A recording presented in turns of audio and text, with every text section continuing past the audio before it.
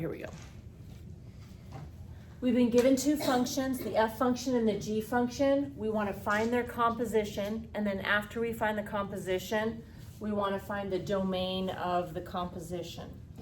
This first example, my primary purpose is for you just to understand the process of finding the domain, but the question itself isn't that difficult.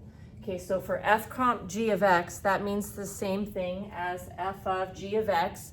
So we go into our f function, which is negative 2x plus 4, and then replace every x in that function with the g function.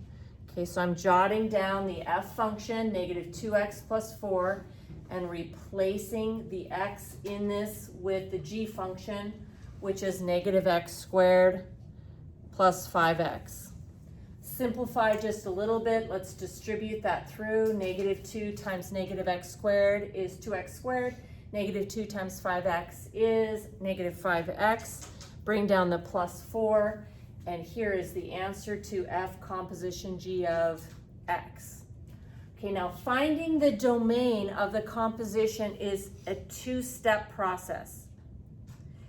One of them is more obvious. You're going to find the domain of the equation sitting here. But you're also going to consider the domain of the input function. So you're not only looking at the domain of your final answer to f comp g, but also the input. So here we go, my input and my equation. So let's start with the one that seems more obvious that you would need to do. My equation for f comp g is 2x squared minus 5x plus 4. So the domain of this equation, we don't have any x's in the denominator, we don't have any x's under an even root, we don't have any logarithms of x. So that means every single number off the number line can be substituted into the equation. So the domain is all real numbers. We also want to consider the domain of the input function, which in this one is the g function. So I'm going to grab my g function.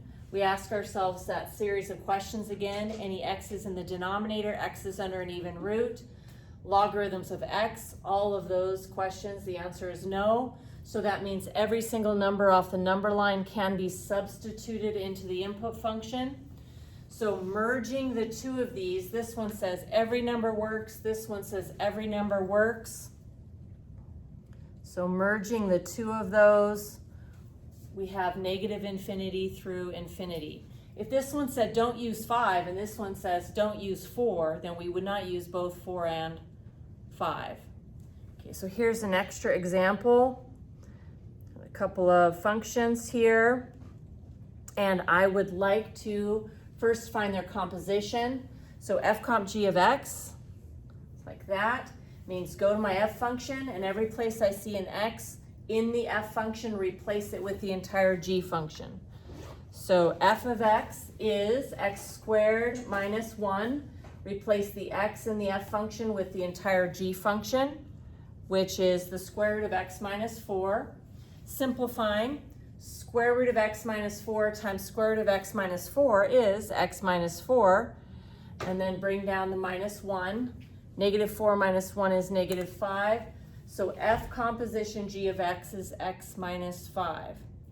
So now we want to find the domain of the composition, and we have to consider both the input function and the equation of our answer.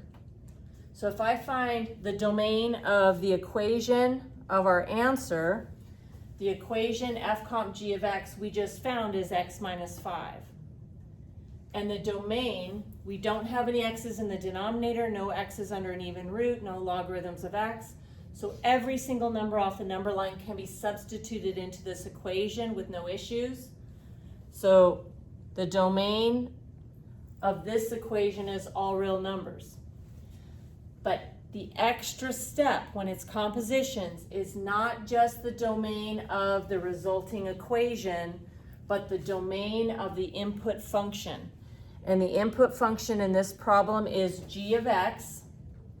And this time when we ask ourselves, is there an x under an even root? The answer is yes. So the remedy, we set what's under the root greater than or equal to 0 to avoid taking the square root of negative numbers. So I'm going to set x minus 4 greater than or equal to 0 and solve. Add 4 to both sides. So x is greater than or equal to 4.